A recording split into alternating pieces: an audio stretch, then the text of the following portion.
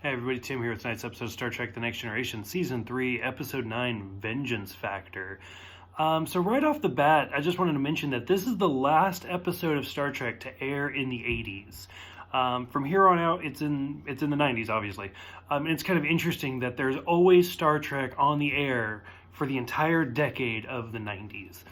So that being said, the only reason I want to mention that is because you watch this episode and you're like, damn, that is definitely the 80s. This was kind of a rough episode for me to get through. At least the first half. The first half was so slow. I thought I was going to have to rewatch it again just because I just wasn't into it. I wasn't feeling it.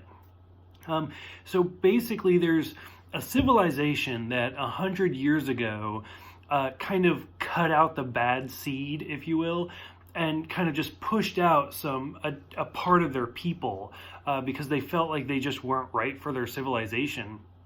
And now these people have just been kind of floating around in space, basically being pirates. And now it's been 100 years, and they're still kind of at odds with each other.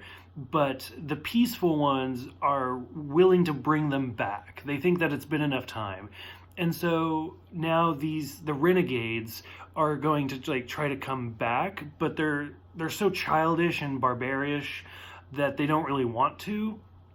And during all of this, one of the maids of the civilized race ends up somehow basically being immortal, and she's trying to kill out the rogues. This episode is super weird and overly complicated. The only things that I thought were kind of interesting for this is at one point they order water, and Riker orders it at 5 degrees. Clearly I'm an American, and so I think in Fahrenheit because I'm weird.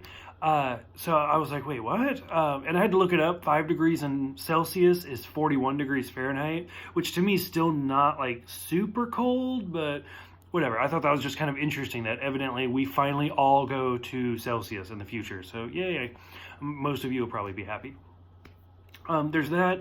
At one point, this immortal woman servant maid person, she keeps trying to kill someone, and Riker shoots her with a phaser, and she kind of gets up and goes for him again, and he shoots her again, and then he's like, please don't do this, and she goes and for him a third time, and he shoots her a third time, and she vaporizes, which I know we see in the 6th movie, which is technically only a year away from coming out from this point. But I don't think, off the top of my head, I don't remember ever seeing them fire something with a phaser and actually watching it vaporize. So that was kind of an interesting thing for me. So there's that. Oh, and I kind of noticed, I meant to mention this in some earlier videos, but I keep forgetting. I noticed there's a scene where they go into 10 forward, and some of the crew members are actually still wearing the old season 1 and season 2 uniforms where it has that red line or whatever color line on the shoulders. So it just kind of shows that the main cast got all of the upgrades while all of the extras are still wearing the jumpsuits. So that was kind of interesting. I'm curious. I want to try to watch it if I can remember to see how long it takes for those to just phase out completely. Like I said, this episode is probably going to be the lowest episode, at least for the season, but at least for a while. I wasn't feeling this one. It could just be me. Maybe I just had a bad day. But this one, I wasn't feeling this pirate mortal-y type episode.